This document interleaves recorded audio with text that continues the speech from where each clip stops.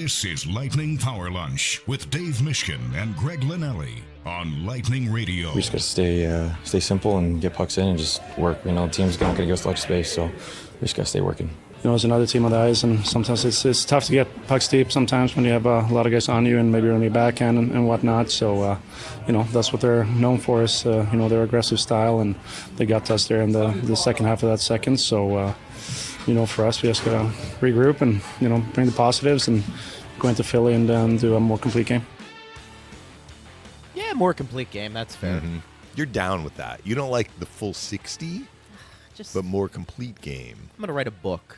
I'm going to take a page out of you, partner. I'm going to write a book, talk about sports cliches. Idioms that annoy me. I like that. You know, there are cliches that are out there, and they're out there because they make sense. You know, that's why they're out there. But the full 60 minutes is just not. It's just you're taking impossible. It literally. We've had this discussion numerous times, so maybe we have new viewers / listeners to the show. And it's like, why does Greg get annoyed with the full 60? I'm teeing you up there. You can expand on what bothers you about it. Full 60 is implying, in my opinion, that you are, you know, playing basically a flawless game. And when you go against other human beings, we know that they are people who have flaws. So you are not going to be having a perfect game. You wonder if it's just another way of saying we didn't compete as hard as we should have. When we say, you know, we didn't play full 60. All right, you know. What is the underlying meaning to that? I think that actually is the better conversation. To me, the full 60 kind of acknowledges that there are going to be points when you may have the wind in your face during a game, and maybe things are not quite clicking as well as you would like, but your level of play, compete, certainly. Not letting the other team get any Christmas presents, which is an idiom that I use. Maybe that's not an idiom, but I certainly say that when the Lightning gift wrap a turnover and gift wrap a scoring chance against. So you're maintaining a level, right? You're maintaining kind of a standard level, understanding that you are not going to be able to kind of drive the bus for the entire game. Sometimes you kind of have to withstand the other team's surge. But you are acknowledging that the other team will have a vote. So the full 60 isn't just we're going to do exactly what we want for 60 minutes.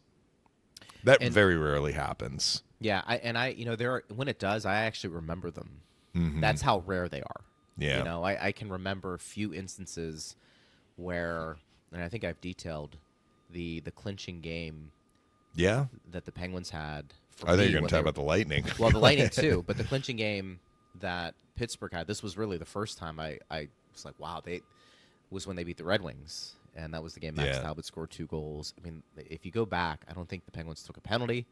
I think they played as good a game as you could possibly play on the road to win. It was their only road win in that series, too. I know. And it was they needed to get one. That was as close. At the end.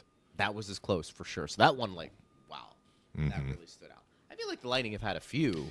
I think in some of their closeout wins when they were on the road to their 2 cups, 2020 and 2021, not so much the early 2020 series. The Lightning actually had a game they won, but it was not one of their better games when they eliminated Columbus. I remember they were down in that game. They scored for sure a 6th attacker goal. They may have scored 2 6th attacker goals. They got the game tied, and then that was famously Rick Peckham's final call, but Braden Point scored early in overtime. He had 2 overtime goals in the series against Columbus in the bubble. And then the Lightning needed, I think it was double overtime to beat the Bruins. I mean, both those series ended in 5, so it's not like the Lightning were in jeopardy of losing the series if they lost that game. But it was later. Like their closeout win to win the Cup against Dallas, shutout. I mean, Vasi had the 5 shutouts in a row in closeout games from the Stanley Cup final in 2020 through beating Montreal in 2021. And you look at those 5 victories, they weren't in a row, but they were games that got the Lightning through a series. Those were if not flawless, close to it defensively. Those were pretty close to the full 60 for me, just because the Lightning didn't give up much. Like, it wasn't just that the Lightning had a shutout and Vasi had a shutout. The other team was struggling to get to 20 shots. For sure. Very few scoring chances.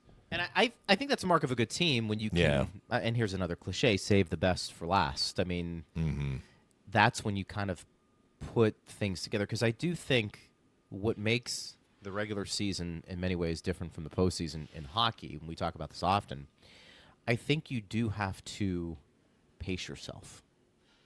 There's a lot of hockey that it's being played. The players, it takes a toll. The traveling, how they train, how they go about their business. I mean, it's a grueling game. You would agree. Phil talks about it all the time. The physical exertion, I should say, to play a game is greater today than it was when Phil played. Yeah. The game is just so much. It's fast. Players are more physical. I'm not telling you there wasn't a level of physicality when Phil played. I think it might have been different.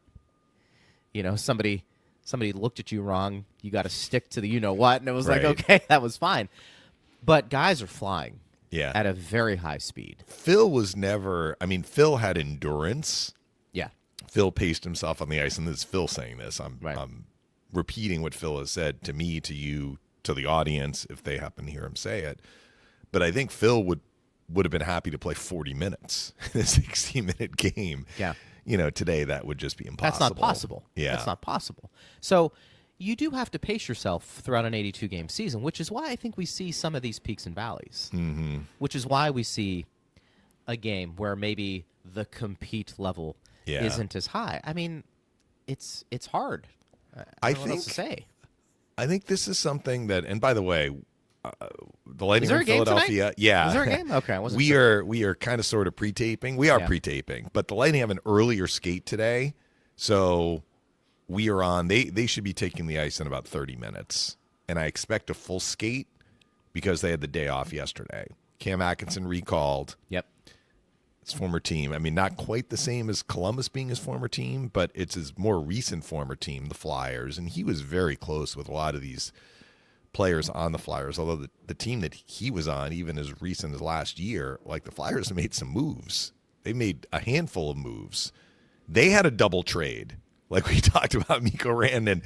This was less publicized, but, you know, they had a pretty significant trade with Calgary. They moved Morgan Frost, a former first-round pick, and they moved Joel Farabee, who was a high pick as well. They got Jacob Pelletier, who's a first-round pick, but never really in Calgary kind of established himself. Right. And then they got Andrei Kuzmenko, who was a pretty good player in Vancouver. He was part of the Elias Lindholm trade, which Lindholm is no longer in Vancouver. Got a lot of moving parts here. But Kuzmenko, of the guys that got moved in the Lindholm trade from Vancouver to Calgary, and then the guys that got moved from Calgary to Philadelphia and back to Calgary, Kuzmenko has probably the best resume. And the Flyers moved him at the deadline. So they got him in that trade 2-for-2 with Calgary, and now they moved him. So anyway, as it relates to Cam Atkinson, like, I remember hearing when the Lightning played the Flyers back in early November, Atkinson, like, got together with the Flyers players the night before, and, you know, they had kind of a reunion. I mean, I haven't really gotten to know him very well. I mean, I smile, say hello, had a conversation. Sure. But, I mean, it's clear that he is just a good guy. Like, great attitude, great teammate. I mean, he didn't really have his best when he was with the Flyers. The surgery that required him to miss a full year certainly had an impact, but the impact that he had on his teammates is indisputable. Leader. And how excited they were to see him. Torts loves him too. I mean, I don't think it was easy for Torts. Had him in Columbus. Yeah, right. You know, so anyway, Atkinson is up. I think if Kuch is unable to go, I wouldn't be surprised if Atkinson gets in the lineup tonight. The Lightning decide to go 12-6. Anyway, I'm in the club level, so I have a little bit of a better background for those of you watching on video than when we had in Carolina when I was in the press box on press row. This is where the people get the fancy food and expensive drinks during the games. I saw somebody behind you, partner. Yeah, they're getting server, ready, you know? even though it's like whatever. Yeah. 9 hours before game time as we speak. But hopefully the Lightning will be as ready as the staff here in the club level at the Wells Fargo Center. But what I wanted to bring up, because you talked about the grind of the season, you had expressed concern, I'll use that word, about the Four Nations face-off. And your concern was twofold. First of all, for injuries, and the Lightning, thankfully got through that tournament. The Lightning players that were in that tournament got through it injury-free. Very good news. But kind of your secondary concern, and it was not an insignificant concern, was, and we heard it from the fans too, like not getting the 2-week break. Would that have any impact on the guys in that tournament? And 4 of the 5 players had the extra game, right? Because Gensel, Point, Hagel, and Cirelli were all in the championship game. And I know we're kind of into the stretch run, but I wonder if it's kind of a confluence of, that added to the grind. And I think Hagel and Cirelli are still doing what they do well. But, Cirelli's been in a little bit of a slump here. He's hit some posts recently, but it's been several games that he has been at the same point amount, because it's notable because he has matched a career high with 20 goals, and he has matched a career high with 45 points. So he's been at 20, 25, 45 for several games. And like, if there was kind of an effect, I won't use a hangover effect as an expression, but just kind of a ripple effect from having played in that tournament that was a high-intensity tournament. Even though it wasn't like lots of games, the intensity was very high. Now you're coming back to the regular season. Like, do those players need a little bit of a recharge, which I think will happen organically as we get into the stretch run? I think maybe a confluence of like the tournament, the Lightning got into a more comfortable and secure playoff position. But, like, are we seeing that? Are we seeing those players still being impactful, but maybe a little less impactful as it relates to kind of their jump? Maybe that's what I'm getting at. And I don't know. I mean, it's kind of coincided with 3 subpar games in a row. I mean, I did think the point line had a good first period against Carolina, and, Point and Gensel were in the tournament, and they had a lot of jump. Sure. But I don't know. I mean, this was something you mentioned, so I wanted to bring it up again now that we're kind of a little bit removed from the Four Nations. Like, do you feel that the players that were in the tournament are feeling the effects, kind of, the after they're effects trying to push through? Yeah. I don't think that their play has dipped significantly, but are we seeing the same, like, on your toes type play that we saw before the tournament? The politically correct answer is going to be you're going to have to talk to them once the season ends and ask them how they felt. Because sometimes players are a little more honest with you after things transpire. Yeah. They can Hagel reflect. got sick, too. Like, that was another part. For sure. And who knows if other players got sick as well. Let me just say this. Got sick leaving the tournament. Like that first game back the Lightning had against Seattle, Hagel had a great game, and it was noteworthy even more because Coop said he's under the weather and still was able to play this way. So let's dive into this, because I think we can dissect Philadelphia all we want. This is a team that's lost out of 5 in a playoffs. row all at home. The You might say they're Lightning- due, or the Lightning want to keep them down. Fair. I think this is a game where the Lightning have to battle themselves internally just as much as they're battling Philadelphia. You've got to find a way to push through, hey, the opponent I'm playing isn't very good. You just, that again, we talk about the human nature of things. That's going to be, to me, the mental battle the Lightning are going to face, which in turn will raise their physical play in terms of how they're going to compete in this game. But I think you bring up a really good point. You got my blood boiling, by the way, when you were bringing this up, because you know my feelings about the Four Nation tournament and being played during the season. While the Lightning didn't have any injuries, how many injuries did occur from that tournament? McAvoy's still not back. Kachuk, right? Theodore didn't. Is Theodore back? I haven't really been following what I Vegas would say, is doing. But let's just say 3. There might be more. That's 3 too many. Because in my opinion, it didn't have to happen. But I'm not gonna I'm not going to harp on that. You understand my point. I think the audience does. I'm not going to say I was proven right. I'm just going to sit there and say this can wait for another time. I like Phil's scenario. You want to do it? Let's do it before training camp. Which is when they did the World Cup of Hockey in 2016. That was in September. Partner, I will tell you unequivocally, if even those players who participated in the tournament have seen their play decline by 1% or 2%, feeling the effects of that tournament and what it did to their bodies, I have a big problem with that. And that 1 or 2% of them being a little more fatigued had they not been participating in that tournament, and if that has an effect on them come playoff time, which it may, let's face it. We talk about that tournament being grueling. What do you think a 7-game series is going to be? And if you win the whole thing, you're doing that on 4 separate occasions.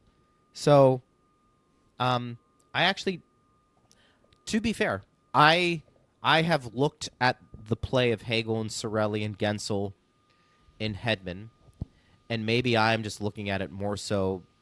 This is, again, the ebbs and flows of an 82-game season. Some guys are going to be a little bit more consistent throughout the year than others.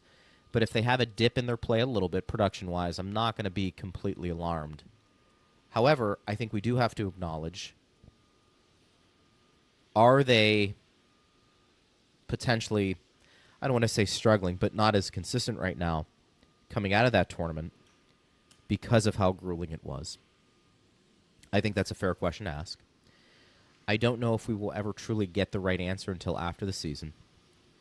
But my inclination is those guys that we've all mentioned, particularly Hagel and Cirelli, play a hard game.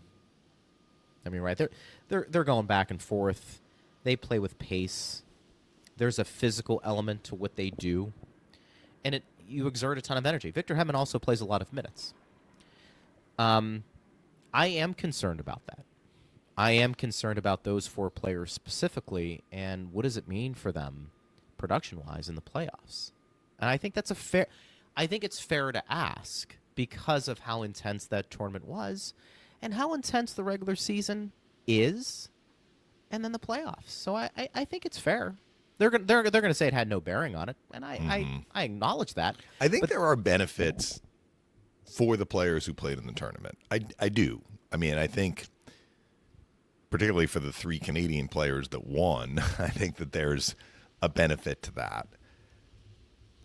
And I don't think that the downside, if there has been a ripple effect, and fatigue is probably the wrong word. I don't think it's fatigue.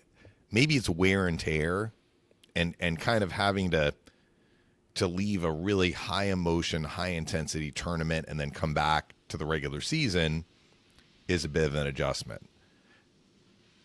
But in order to play at your best, like, you need everything to be clicking. And it may be a little bit of a delayed, you know what it might be? It might be a little bit of a delayed dog days for these players right now, because the Lightning aren't in a spot like they were when they were heading into that 2-game set against Ottawa, 4 points back of the Senators. In that first game, Phil said, this is the biggest game of the year. And it's hard to argue with that, based on what happened from that point when the Lightning were getting ready to play Ottawa. First of 4 straight within the division, 2 straight against Ottawa, 4 points back of the Senators. Where they were then as to where they are now and what that first win did for them, propelling them up the standings, it may have been the biggest game of the year. So, I mean, the Lightning are not in that position anymore, and there may, had they not done as well, they've been where the Rangers are now or Columbus or any of these other teams, maybe the urgency level based on their standings position would kind of help them manufacture kind of that high level urgency.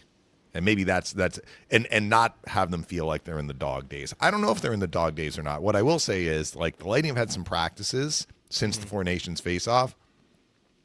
And other than the guys who may be banged up, I think Kucherov might have missed a practice. And, of course, he missed the tournament. He got the 2 weeks off.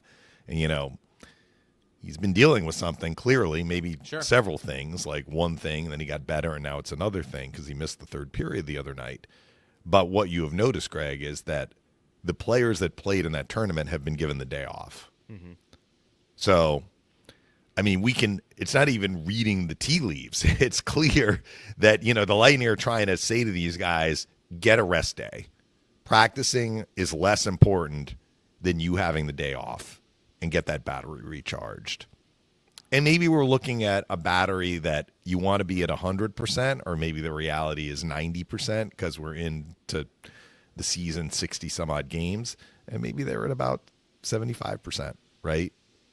Based on the tournament and based on where the Lightning are at and the grind, and rest up. Let's get that battery level higher. I am less kind of from an overall standpoint. I think I'm less concerned than you, but I know that you brought that up, and I noted how the guys that were in the tournament have been given some off days when the rest of the team played. And then I saw today how many games it's been for Cirelli. Yeah. Where some of that has been a little unlucky. Like the Lightning have hit some post shorthanded for sure, including him. And 5-on-5. He hit the crossbar against Carolina 5-on-5 early in the second period. But the stats are the stats, right? Leading up to this little mini slump for him, he tied his best in goals, tied his best in points. Yeah. So hopefully he gets a goal tonight, and he can set the new mark in both. New high in goals, new high in points. I think you don't want to be overly concerned, but I do think as long as you were going to have that tournament in the middle of the season and you had NHL players participating and you had NHL players who were going to be in the playoffs, I think it is something you have to monitor, because if you believe and if you are of the opinion that the hockey season is a grind, tacking on a few extra games at that level, what do you think it's going to do? It's going to add to that level of potential fatigue. And so I think, it always makes me laugh too, because there's always discussions about, in the NFL expanding the regular season to one more game. Let's get it to one more game. And all the leagues, I think everybody could sit there and say they're probably too long.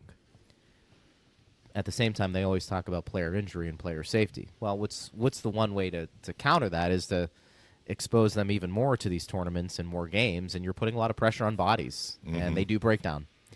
And that's, I think, the other thing about that tournament that didn't make a lot of sense to me is that if you really do want to protect the players, adding more stress to that body during the season to what's already a grueling schedule is a contradiction. And I know why they happen. I do. And that's probably for another show. But I think it is something to keep an eye on with those players. And, to put a bow on this, I'm wondering, partner, and I think you brought up a good point, the Lightning and their staff and their coaching staff looking at this and saying, are we going to have to do a little bit more player management when it comes to resting these guys, knowing that they did play in that tournament? In other words, maybe they're not sitting out games, but are they telling them stay off the ice? Yeah. I mean, is it's that kind part of the it? load management that you hear about in the NBA. And look, so I have two things to add, and then we can move on to tonight's game. First of all, any team that the Lightning will see in the playoffs, unless it's Washington, which had 0 players playing this tournament, that opponent will have had players in the tournament as well. I mean, every team had some players play in the tournament except Washington. And, who were the players who played in the tournament? The top players, right? The opponent's equivalent of Point, Gensel, Cirelli, Hagel, and Edmund. And the Lightning had 5. Maybe some other teams had 3, 2. But I don't know that it's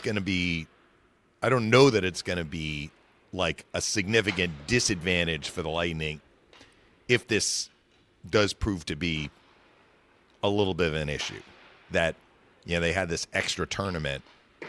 It's not like the Lightning just sent 5 guys and they're the only NHLers to go play in this tournament, right? So I think teams will be basically on equal footing once they get into the playoffs. Now, for a team that gets to the third round, to the Stanley Cup final, where are they? But I think the other team that they are seeing will be kind of in the same boat. So that's one. Two, next year with the Olympics, we're going to see more players. Mm-hmm. It's not just 4 nations. Sure. It's a lot more than just the 4 nations. There's going to be a lot more, and I think we're just going to see more players dealing with this, right? And a longer tournament too. So, like, you've expressed your concern, but it's not going away. Like, No. we're getting another one next year. And I've made that clear. I'll meet you halfway and do the Olympics. I think this other nonsense needs to go away. And I understand I'm maybe in the minority. Important in the for the players, though. I mean, they negotiate a CBA. I get it.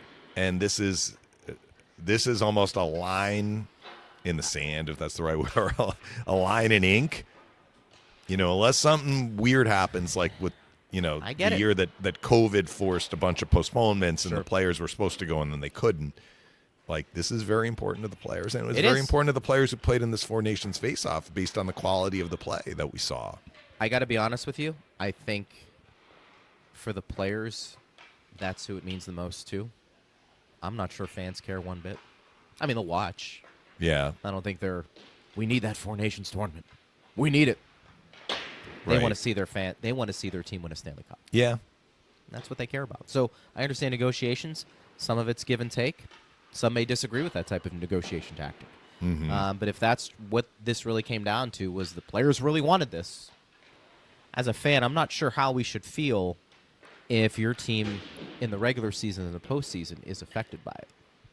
And I'm curious how that will play out moving forward. At Bolts Radio, it's something that will be continued to be debated moving forward. The Lightning in action tonight. We've talked about the standings. They win tonight, partner.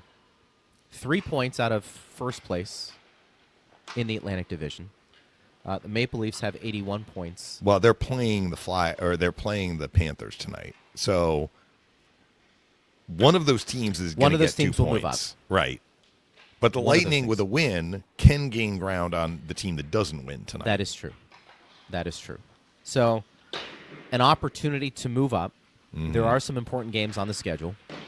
And I think the Lightning, while you're not going to look necessarily at the Flyers as a team that's going to get the juices flowing, it is an important game from a standings perspective, especially if you feel like the title is there for the taking in terms of the Atlantic Division.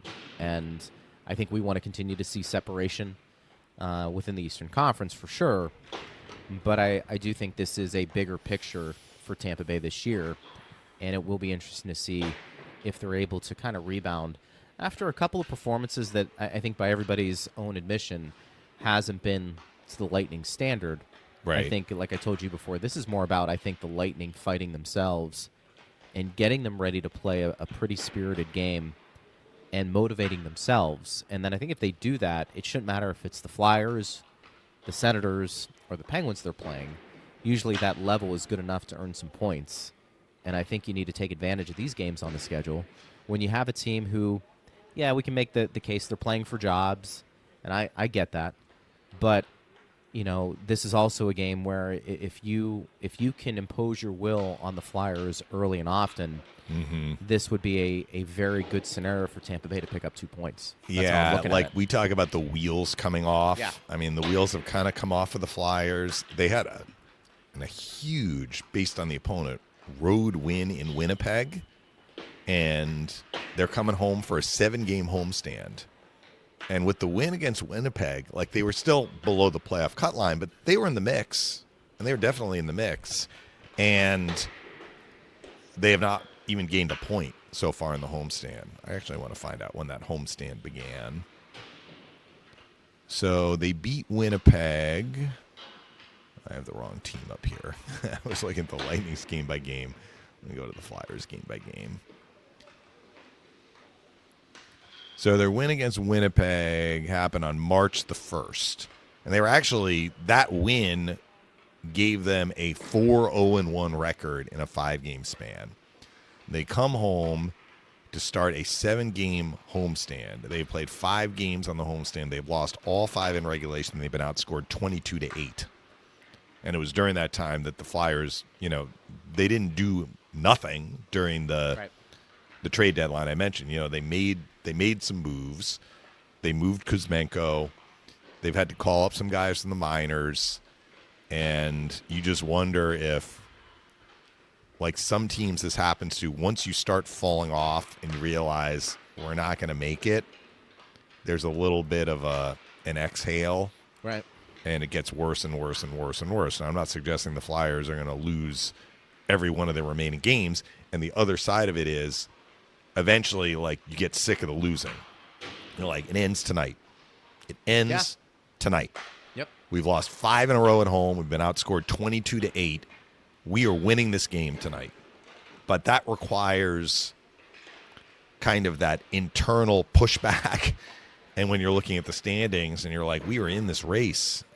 Look at how far back we are now. How many teams we have to jump over just to get to the wild card. Right. It can be deflating. Yeah. So from the Lightning's perspective, the Lightning should be ticked. They're like, we've had 3 substandard games in a row. That ends tonight. And if they run into a team that is not really in that pushback mode mentally, I think jumping on them early would really help. But there are no guarantees. I mean, even teams that finish at the bottom of the standings, and are on a long losing streak, eventually they end the streak, right? Eventually they win a game and they turn things around. So outcome is very important, certainly, but I think what you touched on for the Lightning, getting back to the style of play that we saw throughout much of their winning streak and good play, which was predicated on defending and limiting scoring chances against. Flyers do struggle to score. I mean, their leading scorer is Konechny, who also played in the Four Nations. He didn't play every game, but he was there. He has 22 goals. He has 1 goal since like the middle of January. So the Flyers are a team that struggles to score generally, and their leading scorer is in a scoring slump, which hurts them, right? It's kind of like they've leaned on him for much of their offense, at least being the biggest contributor, and he has gone cold. So I'm going to switch glasses here so I can see distance. You can see who's out there. Yeah. What can you tell us? Breaking news. Well, again, when they start running the lines, I'll be able to see better, and they're just kind of. You want me to go to some questions? Well, I'm trying to see if Kucherov is out there, but hard to tell at this point. All right. Why don't you know what? Can you yell down real quick on the ice? Hey, is Cooch? Is Cooch down there? Gabby does that. We could probably follow Gabby on X and see what's and what. See what she says. Because she's just like, she's not trying to talk on the air at the same time as, tabulating who's out there. But it does look like a full skate. So when they start running the lines, I'll be able to see. Lucas says, I loved Dave's mini rant against the giveaway stat the other day. Cooch does have some bad passes that leads to breakouts for other teams, which is concerning, but you know who has more giveaways this season? Nathan McKinnon. So does that stat mean much? Maybe it's just the fact that superstars drive play more, have the puck more, and look to make special plays that don't always work out. I actually am glad he brought that up because I think that's true. Right? You have the puck on your stick more. That's going to lead to more plays, but that's also going to lead to turnovers. I mean, we're kind of going back to the basic question: what is a giveaway? What do you think? If McKinnon is trying to stick handle through 2 guys, which he does, like he accelerates through neutral zone, and sometimes he tries to stick handle through traffic, and sometimes he makes it. Yeah. If he loses the puck, is that a giveaway or is it a takeaway? Was it the defending player applying a poke check? I mean, to me, a giveaway would be Nathan McKinnon is at the circle and he tries a pass that is telegraphed and intercepted. It's off target and he puts it on the other team's stick. That's a giveaway. Sure. But forcing a human being to parse that throughout a game at the speed at which hockey is played, it's kind of, I'm sorry, it's a fool's errand. I mean, I don't mean you had your soapbox moment about the Four Nations. I don't need to go back into the giveaway takeaway metric. But again, like fans, if you look at that stat, either one of them, start asking questions about, like, what is this telling me? Is it telling me anything of value? And, Lucas makes a good point. Like, for a player who has lots of giveaways like McKinnon, does that just mean that he's trying to positively impact the game? Maybe. I just don't believe there's any consistency or, frankly, accuracy for most of the players who have that. And again, of the two, I think the takeaway stat can be a little bit more informative for the guys who are truly gifted at taking away pucks. But, my comprehension skills lack. But I feel like in order to have a takeaway, somebody is giving it away. That's what right? I mean. Yeah, but they're two separate I know categories. To me, it doesn't make any sense. So, yeah. So, for instance, let's say I'm a defenseman, because Brian Engblom talks about this a lot with turnovers. And he says, look, some turnovers are worse than others. Yeah. But let's say a defenseman is backing up in his own zone. He's looking for an outlet. He misfires to the forward. The other team gains possession, but it's around center ice or even at their blue line. While they do have control, is that a giveaway? Is that considered a bad turnover, or is that just kind of the flow of the game?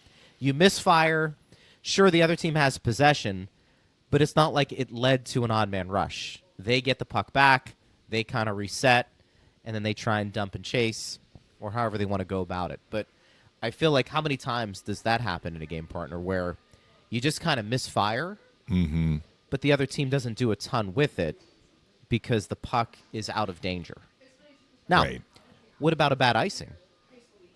That leads to an offensive zone faceoff. That actually should be a turnover.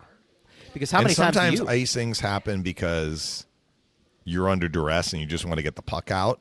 And that's and live other to fight times another day. Right. It's unforced, right? Like 100%. Even not all icings are created equal. I mean, they are, because the result is the same, a D-zone faceoff. But, some are way more avoidable than others. I will give you one stat, two stats actually, that without having seen the Philadelphia Flyers this year except for one game, which, they played hard. Like under Torts, they play hard. And they frankly outworked the Lightning, I thought, in that game in November. The Lightning had a 1-0 lead late, and then Tippett scored off the rush, and the Flyers ended up winning in a shootout. So the block shot stat, unlike the giveaway takeaway stat, that one is way more black and white. So what does it mean if a player or a team is really up there in block shots? Like Ryan McDonough is approaching, I think he's in the top 10 now for block shots in NHL history. So it tells you he has a willingness to block shots. He sacrifices his body. He's a defensive defenseman, right? Like we've talked about, Chernak blocks a lot of shots. John Tortorella's teams tend to block a lot of shots because he prioritizes shot blocking. He did that with the Rangers when McDonough was a player for Torts. Certainly contributed to McDonough's total. Carolina Hurricanes are last in the league in block shots. Does that mean that the Hurricanes players don't want to block shots? I mean, the Lightning had a lot of shot attempts, missed the net, or were not on net. So part of that was they missed the net. Part of that was the Hurricanes players might have been in the shooting lanes, and the Lightning were trying to shoot around them and missed the net. So to me, the Carolina low number. So what do we know about Carolina? They're number one in the league in fewest shots allowed, and they're last in block shots. What does that tell you? The other team doesn't have the puck a lot. Right. When you're looking at 60-plus games into the season, the numbers are going to give you a fairly clear picture of kind of a team's dunna, right? Yeah. So the Flyers are number one in the NHL in block shots. So that might mean one of two things. Either they really don't have the puck a lot, so the other team is firing more shot attempts to the net, so the Flyers have more of an opportunity to block shots. Or they actually are taking potential shots on net away just at a higher rate. And the Flyers are actually one of the better teams in shots allowed per game. They're not as low as Carolina. So what that tells me is, they may be on the wrong end of the possession metric. And if you're near the bottom of the standings, you probably are, right? And their goal differential is not great.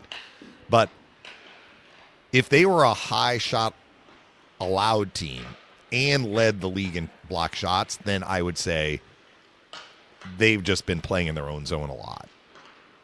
But the fact that the shot on goal number is lower for the Flyers tells me that Torts actually has them playing in a way that they are taking away potential shots that their goalie has to stop.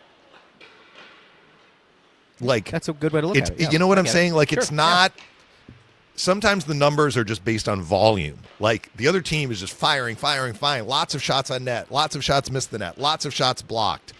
But when you have one number that's kind of like, right, they're actually not allowing a lot of shots on goal, but they block more than any other team in the NHL, that should tell you something.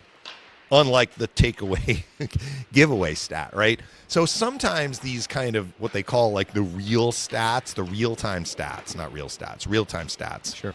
Like sometimes they actually can tell you something, and maybe you need a second number to understand it. If you haven't seen the team all year, we know how Carolina plays.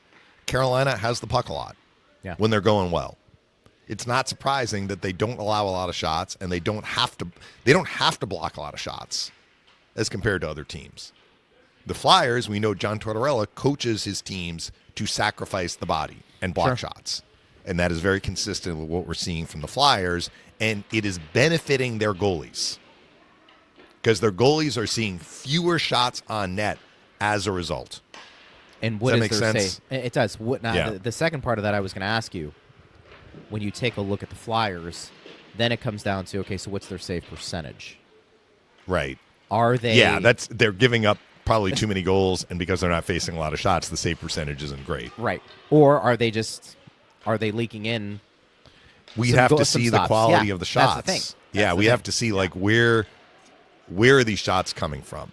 And again, I'm not crazy about the high danger metrics from these like websites that cover every team in the league, but the Flyers themselves are tracking this, and they can see like the shots that we're allowing are just way too dangerous, or our goalies need to be better. That might be part of it too. Do you think... Steve just texted us, Cooch missing from the skate partner, so I don't know if you can tell, but that's word we're getting there. Yeah. We're engaged in the conversation, and they're not wearing their numbers, of course. Yeah. Now, usually if I were just focusing on it, I could tell, but we'll rely on Steve to tell us. So I'm going to switch my glasses back. And Steve is saying Johansson is in the starter's net. Okay. Well, So- look, I mean, Vasi This has is all great, per Gabby. Yeah, Vasi has great numbers against the Flyers, but, he's played 3 in a row. He's had some crooked numbers against, and the Lightning only have 1 back-to-back left all year. So maybe this is a Johansson start game. I can see he's in the starter's net. Yep. So usually that's an indication that he would be getting the start. Kucherov missing from the skate is not great news, though. That's As this is airing, we'll probably, the fans will know. We're kind of, as we are going through this because we pre-taped, we're trying to connect the dots here. But the great equalizer in every sport are the injuries. And you know what I've said about Cooch. If this is something that you think he needs to take a week off, please do. yeah, I have no idea what it is. Couldn't tell you. Some people have said he's looked a bit off since coming back from the break. I'll leave that to other people. Still, I think he's getting some points, and is he his dominant self? I think Cooch is one of those rare star players, partner, that you look at the stat sheet. He has 3 points, and you said, was he one of the best players on the ice? It's sometimes that happens. So I don't want to sit there and say, look, I've noticed a trend coming out of the break that I don't think he's been the same player. I think Cooch goes through spurts where he's dominant and he gets 4 points, and that really hits. It's 4 points. And then there's times where you could look and say, look, I didn't think he was great with the puck, but he finished with 2 assists. mm-hmm. So I will just say this. If you think he is banged up, I do think it's a situation where just rest him as much as possible. And this is from Gabby, too. Cooper said prior to Tuesday's game Yeah. that Cooch was under the weather. So Yeah, so it was unclear why he left the game Yeah. on Tuesday after 2 periods, because Coop said he was under the weather, but he also left practice on Monday not because he was under the weather. Like, Sure. it seemed like there was something that happened. So, look, whether he needs to get healthy in terms of an illness or he needs to get healthy in terms of a mild injury, so be it. The Lightning are running the lines right now. Of course, Gabby will have this, but we always like to. so it looks like Look at Paul things. is with Point and Gensel, and I was actually thinking about that, like who's going to replace Kucherov. So Paul is not going to be starting this game with Hagel and Cirelli. If the lines they're running right now are in fact going to be the lines that we see at the start of the game. Right. I'll try and give you the other lines as they run them. So You can hit us up at Bolts Radio. I am curious to see. I think. I mean, is it fair to say? And I know we're going to say it's a small sample size, and I don't disagree with that. I'm just curious. Have we learned anything with Gord and Bjorkstrand now being integrated within the team? I think we know how the Lightning potentially want to use them, partner, particularly Bjorkstrand. But is this one of those things from where you're sitting to, it's still going to take some time maybe to find their role effectively? well, let me tell you, Hagel and Cirelli are skating with Gergensons. So we saw that prior to the trade deadline. Gergensons did well with those two. So, What Coop does might that be tell you? looking at, well, like the Lightning were defending well for a long period of time, but Yeah. the time that they were defending well before these last three, you included a stretch when Gergensons was playing with Hagel and Cirelli, and then you have Bjorkstrand with Gord and Gonsalves. And they've, since the deadline, that has been a line more than it has not been a line. And I can't say that, I'm shocked that he is doing that. I still think we're going to see Bjorkstrand playing with Hagel and Cirelli. They had a practice together on Monday where they were aligned, and I actually asked Bjorkstrand about it. Looks like Chafee, Glendening, and Atkinson, which would make sense. Gotcha. So if the Lightning go 12-6, my guess is, Chafee, who was scratched the other night, comes in with Atkinson. If they go 11-7, then one of those forwards won't play again. The fact that they called up Atkinson, though, it would seem that the wind is blowing that direction, that they're going to have him in the lineup. Anyway, I do think Bjorkstrand is going to get a look with Hagel and Cirelli. When I talked to him after the skate in Carolina, I asked him if he'd ever been kind of in a shutdown checking line role before.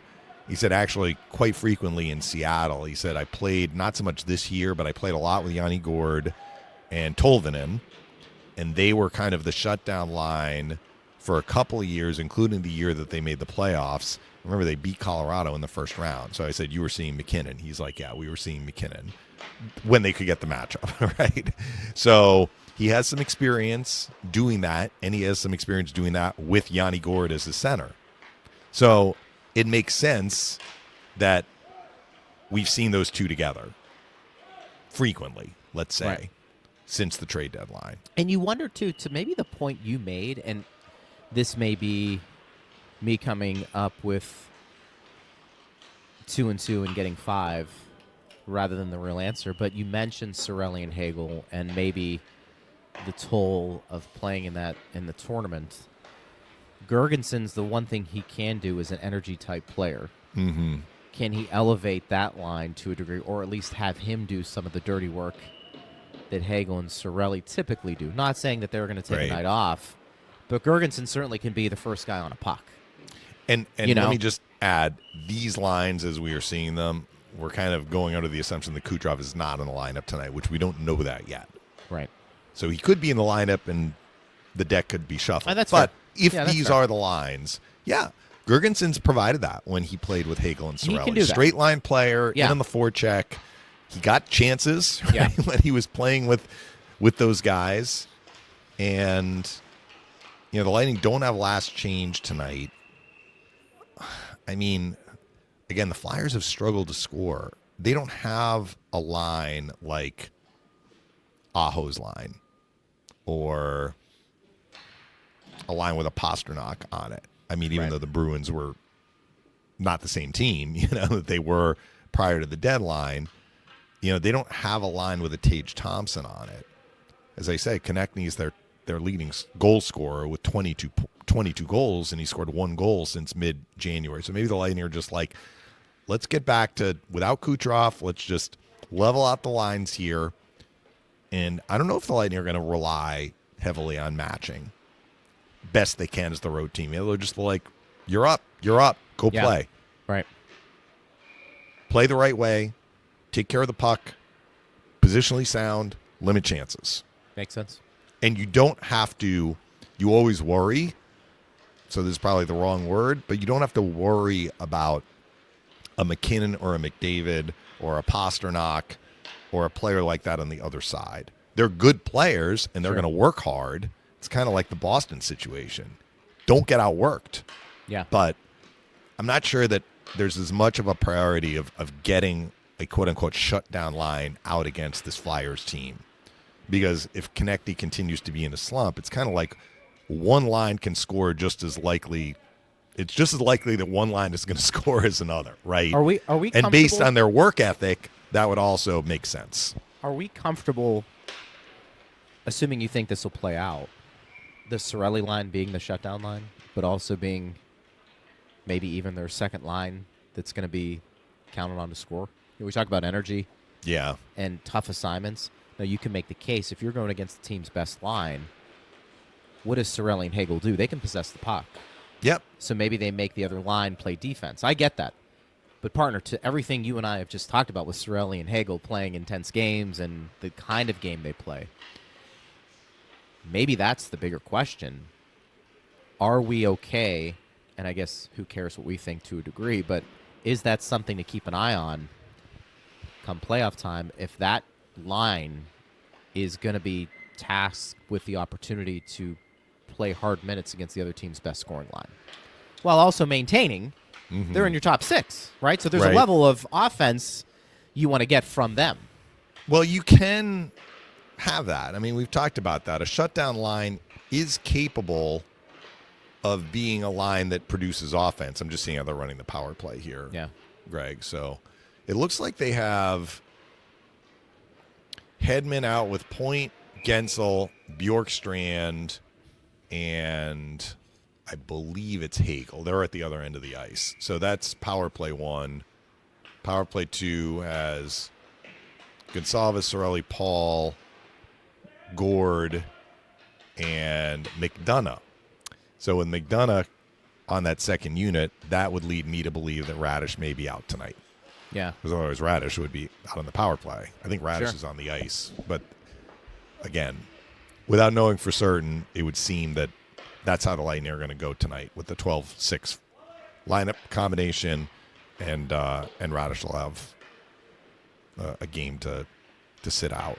He's played well. I mean, I don't know that he was out on the ice for that shorthanded goal, but, I mean, again, we talked about that. That was a pretty good shot from Seth Jarvis. So, anyway, you were talking about shutdown lines in the playoffs. Shutdown lines in the playoffs. The number one priority is to limit the other team's most dangerous line from doing damage. But one way you can do that is to force that line to play defense. Yes. And if you can do that, maybe you can chip in offensively as well. And we saw that from less Barclay Goodrow, but certainly Coleman and Gord when they were a line. Coleman and Gord scored big playoff goals. I mean, Goodrow did too. I remember that one in Carolina that squeaked past Nedeljkovic. That was Goodrow's goal. But their main responsibility was shutting down the other team's top line. But they chipped in some very important goals for the Lightning during that 2-year span. 100%. In the playoffs when they were a line. Always fun about the line combinations because a lot of times people, at least covering the Lightning, will say, does it matter the way John Cooper mixes and matches? But I do think you have seen at least a couple of players per line stay together. And I do think that is important.